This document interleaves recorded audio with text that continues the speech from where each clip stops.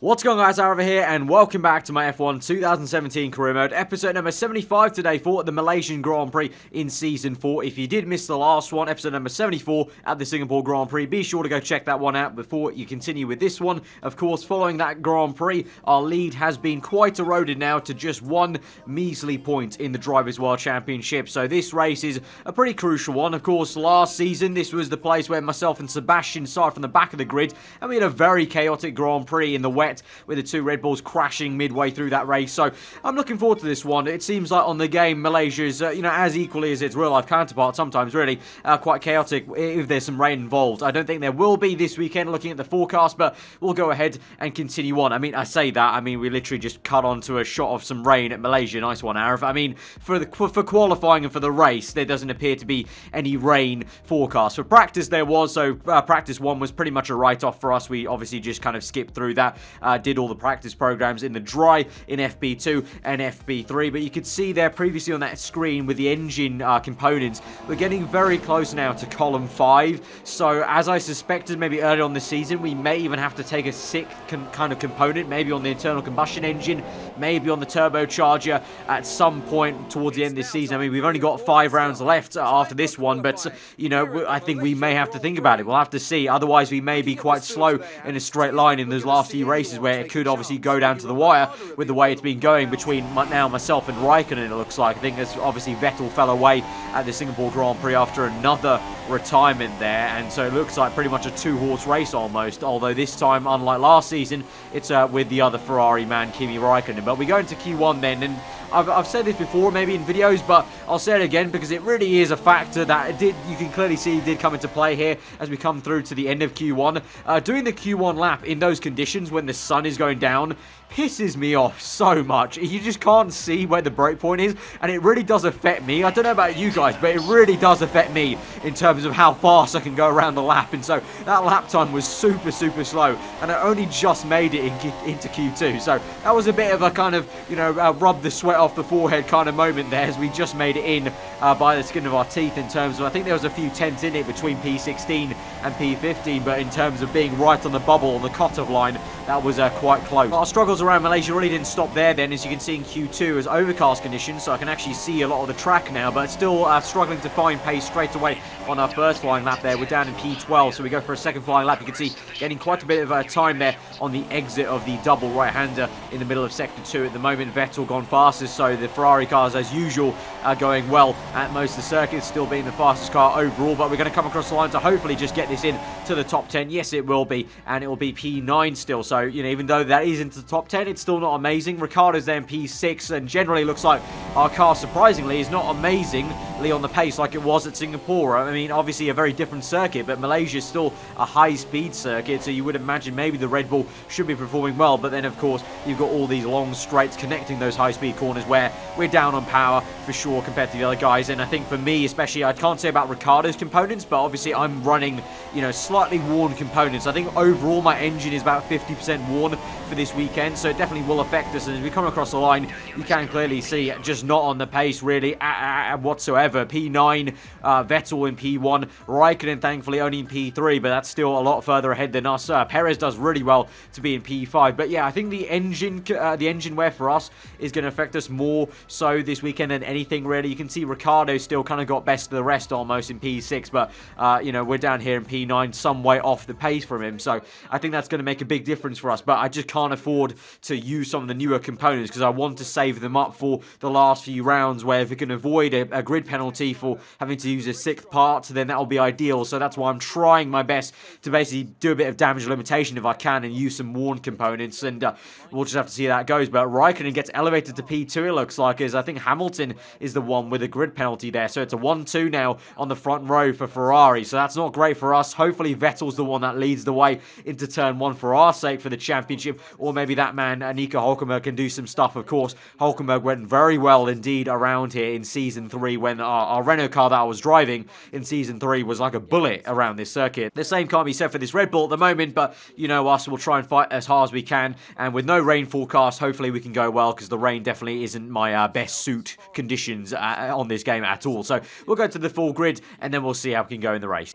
With that then, let's run through the grid order. Sebastian Vettel will start on pole, Fantastic qualifying from the multiple world champion. And Kimi Raikkonen completes the front row. Looking down the rest of the grid, we have Bottas, Perez, Daniel Ricciardo, and Hülkenberg, Hamilton, Ocon, a Red Bull, and Roman Grosjean, Palmer, Sainz, Felipe Massa, and Kvyat, Magnussen, Stroll, Fernando Alonso, and Pascal Wehrlein. Ericsson and Stoffel van Dorn completes the grid.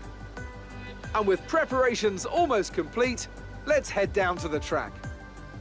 So as for our race strategy today, a bit of a toss-up really in what we'll end up doing. Of course, we didn't use the set of soft tyres in Q2. We qualified on the fastest available, as I clearly did not have the pace to make it into the top 10 on a set of soft tyres. So we have to start on the set of super softs, and our default is a 2-stop with 2 sets of soft tyres, which seems pretty reasonable. Obviously, you can see clearly no rain going to come at the end of the race or in the middle of the race, but you never know. We may stretch it to a 1-stop. We'll have to see really how the start goes, and really it's going to be all about can we try and get ahead of Raikkonen at any point in this race. Obviously, starting the front row, that's going to be difficult, and he's probably going to be fighting for the leads, so he's hoping he hits some traffic, but we'll just have to try our best and try and limit the damage today at the Malaysian Grand Prix as we go to 5 red lights for round number 15 of Season 4, and we're underway, and it is a good start for us compared to the Force India of Esteban Ocon on the left-hand side, but an even better one for Jolyon Palmer on my right-hand side. He's going to make a big dive bomb into turn 1. We've gone down the inside equally of Hamilton, but Palmer has just steamed down the inside of 4 cars that will be, including myself,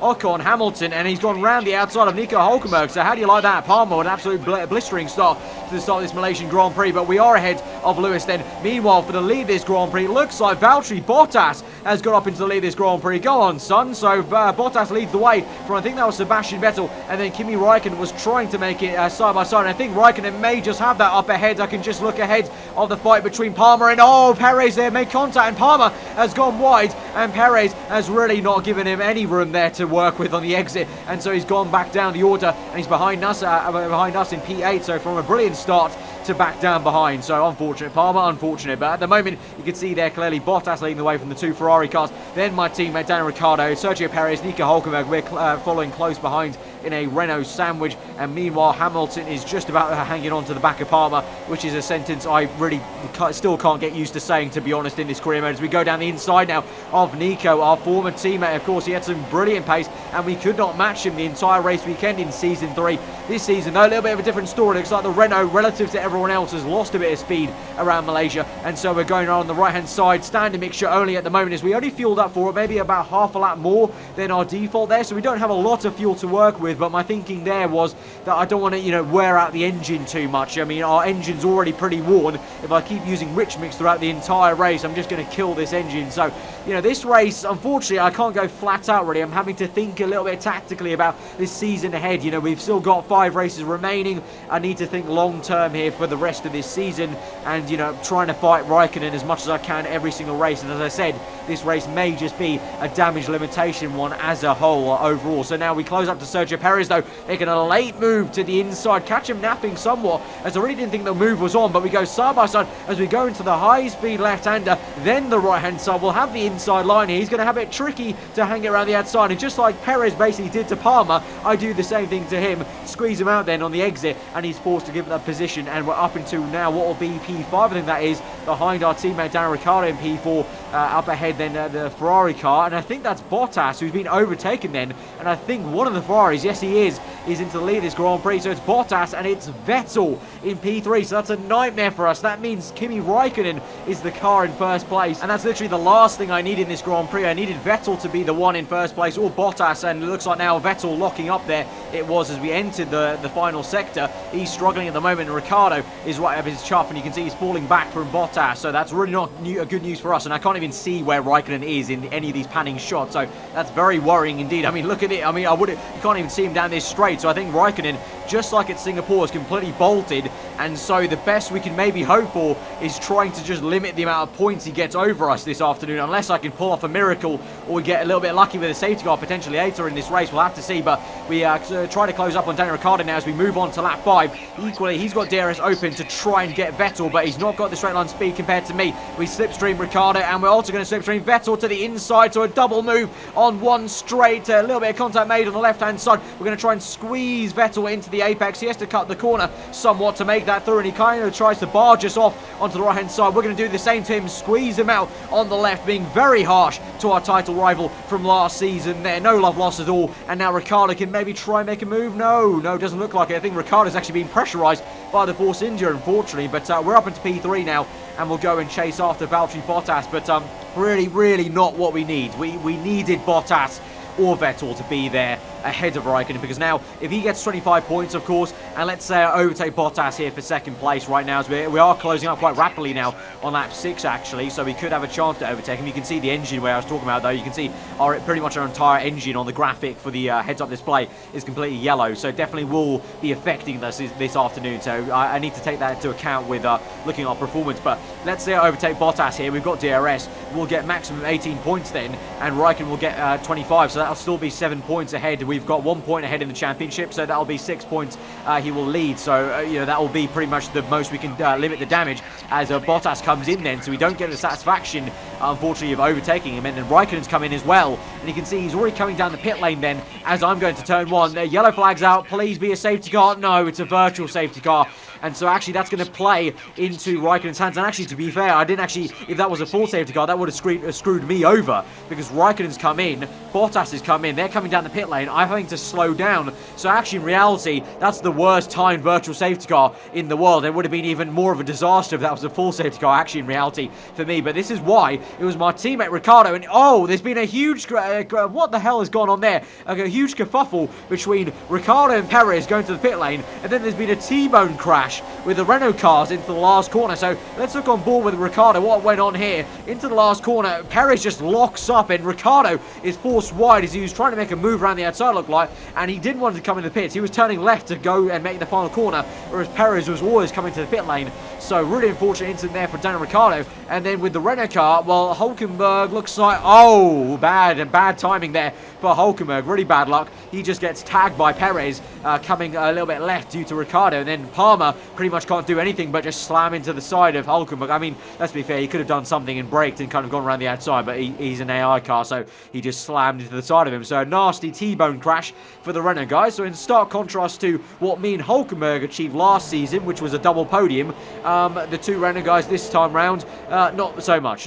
But you can see now we're continuing on for a few more laps, and this is Raikkonen. You can see not too far behind us now on track, which is really unfortunate. But now you can see we're on lap 12, and we're really stretching this. And as you can probably guess, I'm actually going to try and stretch this to a one-stop if we can. As from my perspective, where I was sat as he came out the pit lane, there was just way too much time to actually catch up on a normal two-stop. So trying this, rolling the dice, it may not work out, but if it does, it's going to really pay off for us. And so we have to go defensive, though, as Raikkonen's really gaining up a lot. And so we need to try our best to hold him up. We're going to dart to the inside, then fake to the right, go to the left, lock up a little bit on the left side. But through the final corner, we still managed to stay up in first place. And this entire time, hopefully holding up Raikkonen to the point where maybe Valtteri Bottas can close up. You know, even if I can't make this one-stop work to go and win the race and be ahead of Raikkonen, maybe I can do enough to hold him up to the point where I can get that silver arrow, you can see in the distance, to close up to him and take first place away from him, because that'll just be less points he's then gaining on me versus, you know, 25 versus 18 if Bottas stays in second,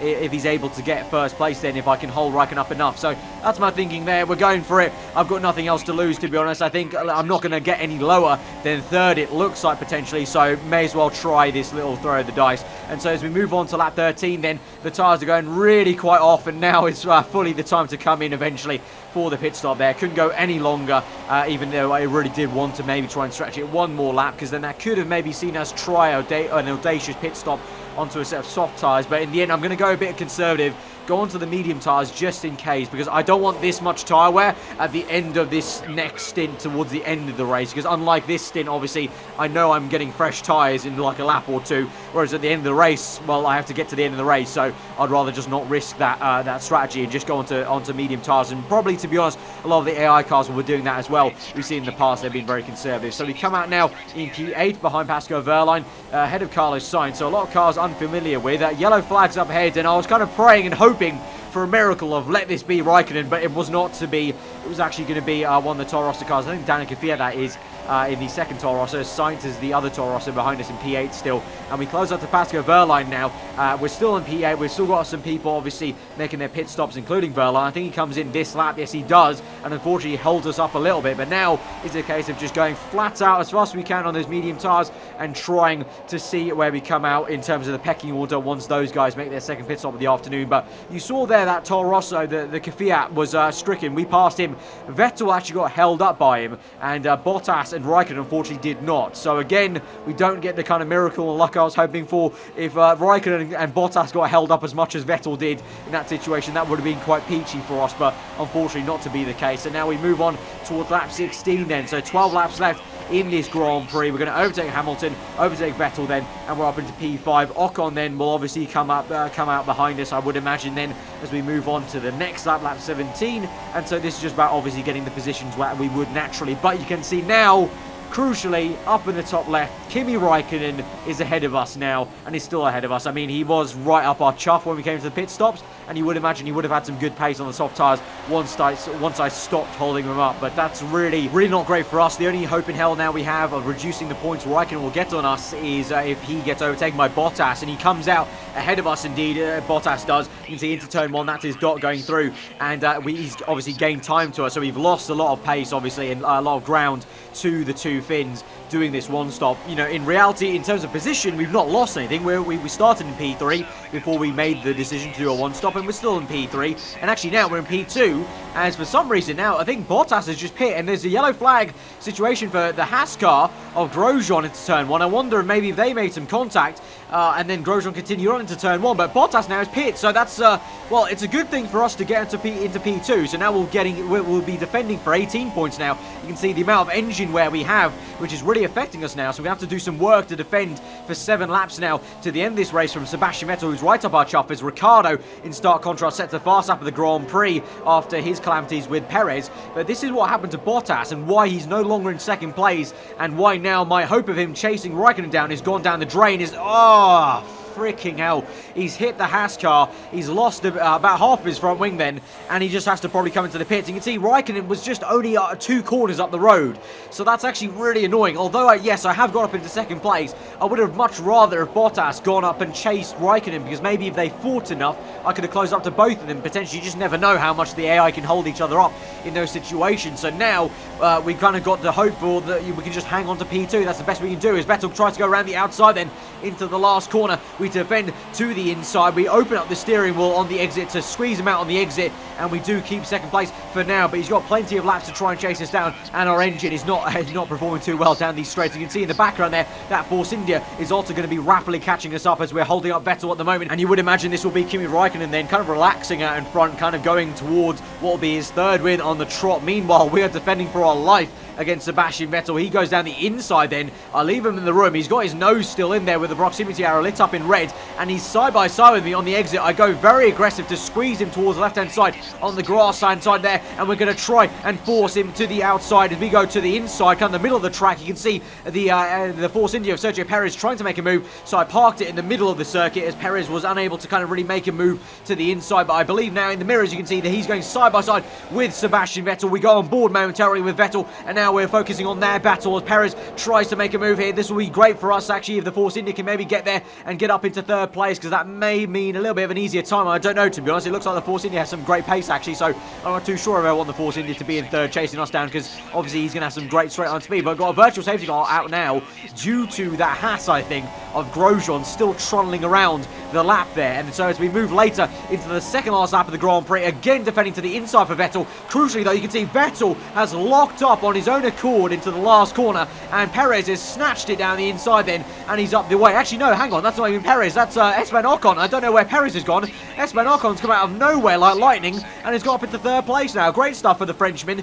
and Vettel has bottled that into the last corner. As we move on to the last lap of the Grand Prix, we're in standard mixture at the moment. moment as I'm using Rich Mix crucially on that back straight and the main straight out of that corner. Obviously the second last corner, you know, with that really understeery off-camber right-hander, really losing a lot of time for the AI, so I need to use Rich Mix there. So we're going to lean mixture right now in Sector 2 to try and save some fuel so I can use it all in one go in that last sector. But Ocon gets an absolutely fantastic run. He goes round the outside, but remain calm. I know what I'm doing. Brake a little bit earlier, do the switchback move, and we've got it back. All nice and easy. I had that the entire time, was not worried about that move, and that's why I had no qualms about letting Ocon go through on the right-hand side. I knew I could get that switchback move on him there, and so now that's going to pay off because now we can use Rich Mix this entire straight. He's going to close up very rapidly indeed, so you would have seen we would have been absolutely screwed without Rich Mix at this point in time, because the Force India with DRS and probably Rich Mix, you would say, for Ocon as well, would have been too quick for us versus standard mixture. So using the Rich Mix that we saved up to good use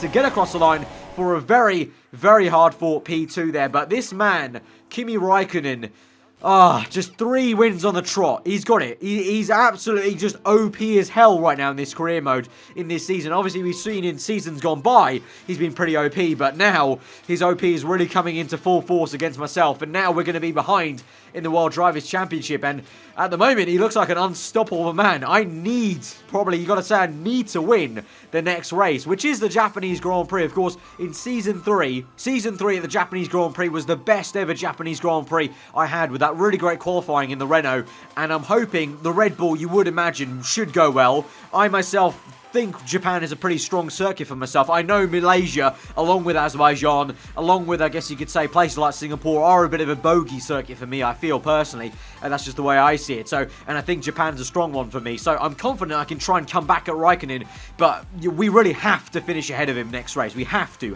finish ahead of him to just stop this momentum, because we've seen in real life Formula 1, once you get that swing pendulum of momentum, it's very hard to stop in Formula 1 unless you get some reliability issues. But of course, we've seen so far Vettel's been the one with all the issues for Ferrari. So before we end out the episode then, guys, we're going to go ahead and purchase the tyre upgrade. We can't purchase the next chassis weight reduction because that's a major one. That will come in 4 weeks' time, and obviously we've only got a few races left now in the championship, so going short-term gains, and so that upgrade will come next race immediately at the Japanese Grand Prix. Won't be too much of a kind of a major gain at Japan, but at places like Mexico where tyre wear is an issue, that will come in handy for sure, that upgrade. So guys, if you have enjoyed this episode nonetheless, smash that like button. Let me know what you thought in the comments below. And until then, do get subscribed for weekly Formula 1 content. I've been aarava. Hope you enjoy the rest of your day. I'll see you guys next time. Goodbye.